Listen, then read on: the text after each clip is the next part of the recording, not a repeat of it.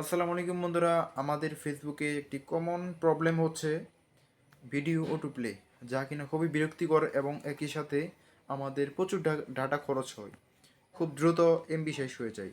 তো আমরা এই প্রবলেমটি কিভাবে সলভ করব সেটাই আজকের এই ভিডিওতে দেখাবো। দেখুন, আমার এখানে কিন্তু অটো প্লে হচ্ছে, ভিডিওটা আমি না চাইতেই ভিডিওটা অটো চলছে, যেটা কিনা খুবই বিরক্তিকর এবং প্রচুর ডাটা খরচ করে। তো চলুন শুরু করা যাক কীভাবে আমরা অটো প্লে অপশনটা বন্ধ করব। তো এটা খুবই সিম্পল এবং খুবই সহজ সরল টেকনিকে আপনাদেরকে দেখাবো কিভাবে আপনারা ওই অটো প্লে অপশনটা ক্লোজ করতে পারেন। শুরুতে আপনারা দেখতে পাচ্ছেন স্ক্রিনের বাম পাশে তিনটি অপশন রয়েছে, অর্থাৎ থ্রি ডট অপশনটি রয়েছে, এখানে আপনারা ক্লিক করবেন। সিম্পলি ক্লিক করার পর একটু নিচে স্ক্রল করবেন, দেন এখানে দেখতে পাচ্ছেন সেটিংস অ্যান্ড প্রাইভেসি, তো এখানে ক্লিক করবেন।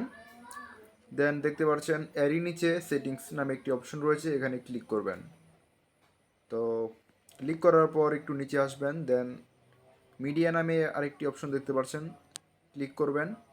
সো এখানে দেখেন অনেকগুলো অপশন চলে এসেছে। ও এখানে থার্ড নাম্বার যে দেখতে পাচ্ছেন গ্রিন কালারে নিচে লেখা আছে অন মোবাইল ডাটা অ্যান্ড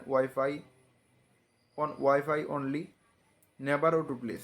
তো আমরা এখানে সরাসরি নেভার অটো প্লেস এ ক্লিক করব। এখানে ক্লিক করলে যা হয়, আপনার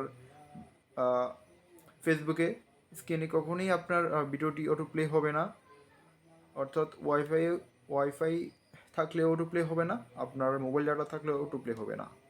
সো এটাই সবচেয়ে বেস্ট অপশন। আর আপনি চাইলে অন ওয়াইফাই অনলি এটাও দিতে পারেন।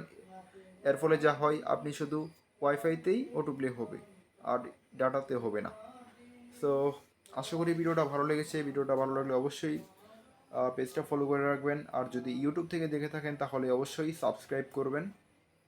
সকলকে অসংখ্য ধন্যবাদ জানাই। আজকে আমার ভিডিওটা শেষ করছি। আল্লাহ হাফেজ।